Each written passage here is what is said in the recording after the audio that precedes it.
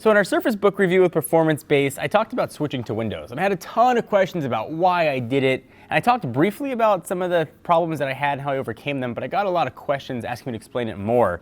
So the reason I switched to Windows is I want to do more reviews on Windows laptops and desktops, and we've already done some in the past, but I figured the only way to do that honestly is to actually use the operating system, not just use it while I'm testing a new computer, but actually use it in and out every single day to get to know all the nuances of it. So I switched to the Surface Book. And it's been interesting. It took me about 3.5 to 4 days to get over some of the humps. Trying something new, things are gonna seem weird. You get that 24 hours in, you're like, I made a mistake, I need to switch back. I've been using OS 10 or Mac OS since my very first YouTube video when I unboxed that MacBook Pro, and I've just been fine, it's worked for me.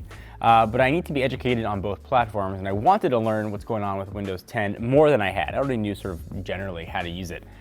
So I pushed myself through those issues. It took me about 5 days to sort of be comfortable with Windows and appreciate what it can do.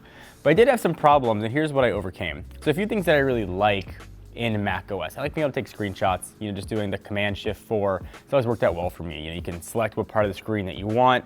There's anything equivalent in Windows. You can use a snippet tool or you can print screen, but you can't take a screenshot of something specific, and I do that a lot. So I found a tool called GREENSHOT that you can set any custom shortcut keys you want, take a screenshot, and you can export it to wherever you like. So I set that up, and it worked exactly like it did on Mac OS. I'll link to all these apps if you want down below, and they're all free as well. So that was a really good find for me. Another feature that I really liked in Mac OS, being able to hit spacebar and see a preview of a document. And there's an app that's in beta called Seer, S-E-E-R, that supposedly does the same thing, and it worked for me for like 2 days, and then just totally stopped working. But hopefully when that app comes out of beta, maybe they'll improve it. But you can give it a shot on your own machine and see if it works for you. Another thing I really liked about macOS, the ability to sign documents in preview. I can sort of use my finger, sign once, I can just input a signature, and I'm good to go. I sign a lot of NDAs and contracts. And I was nervous that Windows didn't have that. Obviously, I can use the Surface Pen to sign documents, but I have the computer docked most of the time. So actually, Adobe Reader, you can download that on any OS. You can automatically sign documents, which makes it really easy. It takes a few more steps than what I had on macOS, but it works just as well.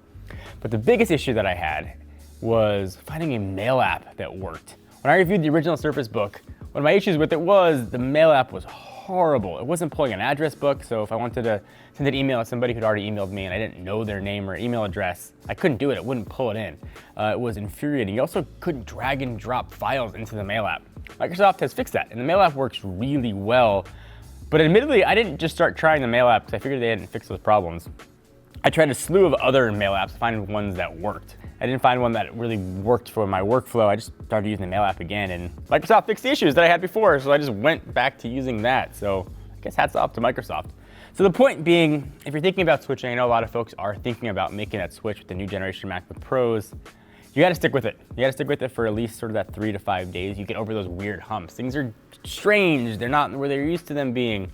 But Windows has gotten really good. And instead of me just saying like, hey, Windows sucks, I use Mac, here's some emojis to say how stupid it is, I figured I need to actually use it and learn it. So at least from an educated standpoint, say, yeah, it sucks, or yeah, it's really good. And it turns out I'm kind of liking what I see from Windows 10. I don't know if it's gonna be a permanent switch, but for right now, I have no desire to switch back to Mac OS, but maybe that'll change when the new MacBook Pros come in. We get a good chance to test those. But for right now, I'm living that Windows life, and I'm not hating it. So maybe I persuaded you to give Windows a shot, and perhaps the way you want to do it is to create your own website, but maybe you don't know how to code. For you, I've got a solution. The folks at Squarespace have you covered. The sites look super professional. They're easy to do regardless of skill level. No coding necessary, which is pretty good for me. It's really intuitive and easy to use. You also get a free domain. You sign up for a year. Check out squarespace.com/technobuffalo and use offer code TECHNO for 10% off.